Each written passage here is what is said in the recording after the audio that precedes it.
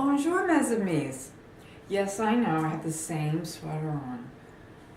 I love this sweater. I just love this sweater. I may never take it off.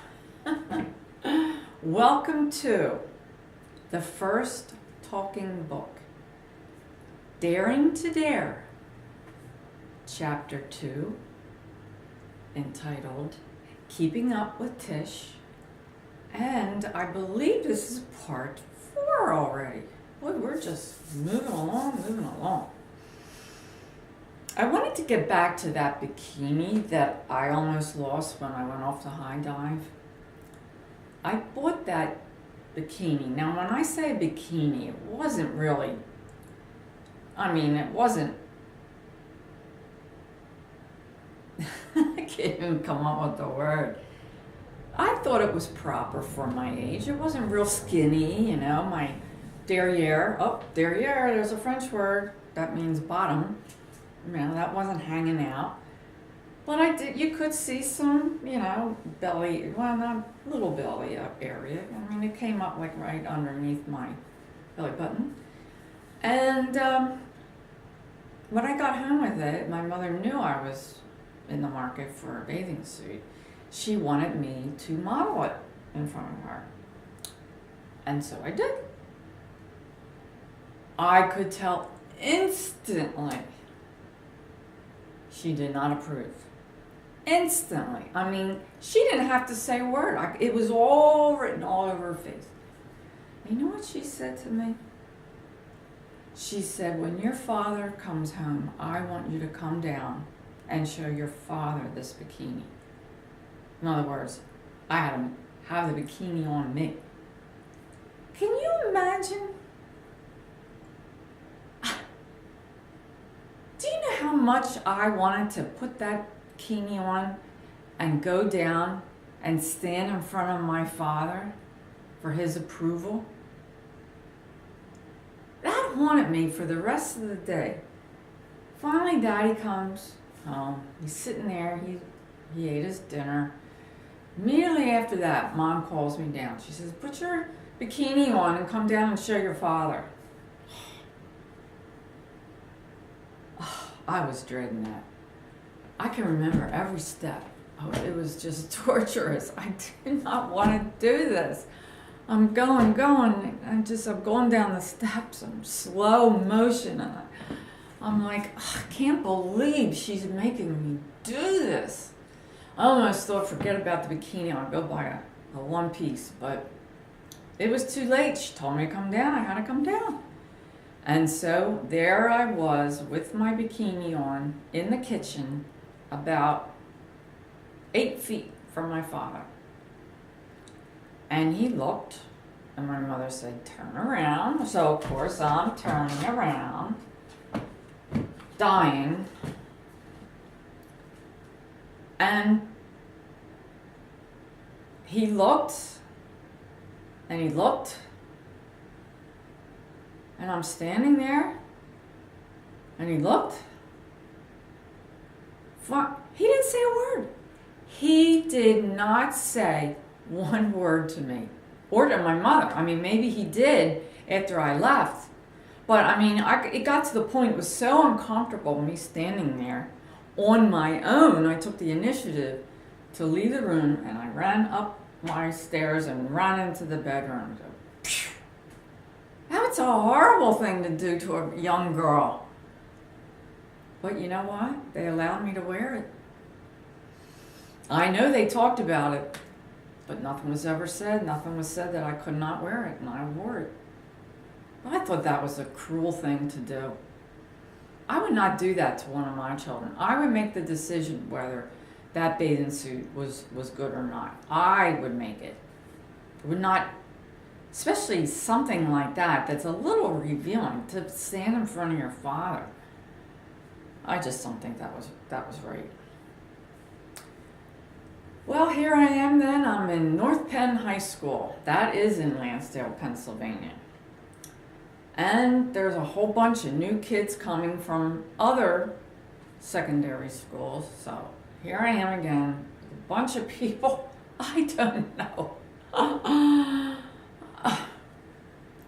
trying to fit in, it was very difficult. I did manage to have one friend, and her name was Connie Stauffer. Oh boy, Connie, if you're watching this, please get in touch with me. I would love to talk to you.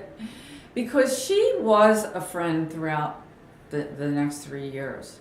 She even, as we got a little older, she even invited my house. Now, it was Sunday, early Sunday evening, say around 6:30, 7 o'clock. Her father would come and pick me up and take me over there till about 9:30.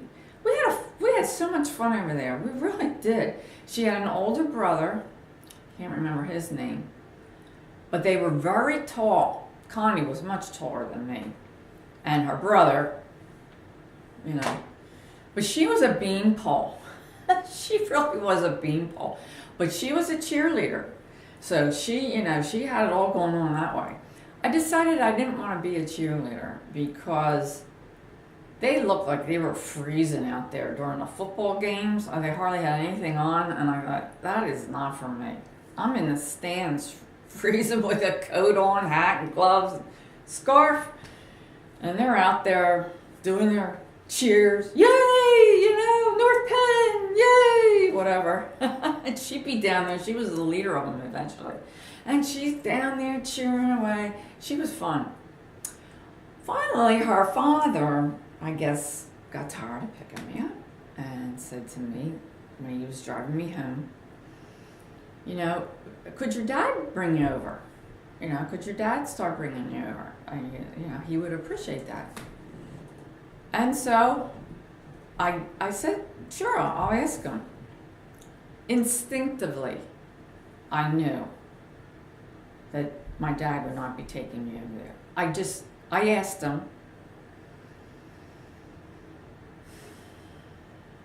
I can't remember anything he said.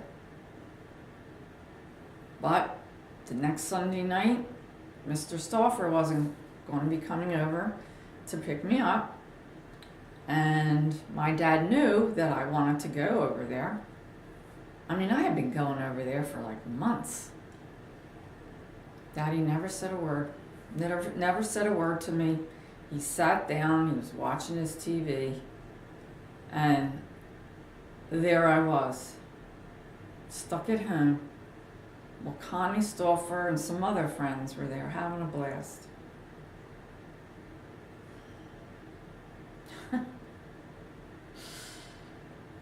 When I had my 2 children, I was driving them everywhere, and I was a single parent.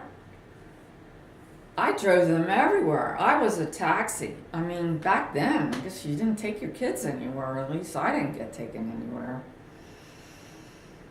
But in the meantime, I was doing my own thing. I was still doing the gymnastics. I expanded to baseball. Loved the baseball. Ooh, and I was doing lacrosse. Yeah. Is that a brutal sport? And back then, you didn't have any masks on your face. It was rough. I liked it. But when I saw a girl's front teeth come out, I finished the season, but something told me, instinctually, my instincts were right on. And still today, they're right on. But anyway, something told me, don't go back the second year. That's all I can tell you. Something in here told me, do not go back there. But I still was excelling in my classes. I was still getting all A's. I was a whiz at French. I took 5 years of French and another year in an adult French class after I graduated from high school.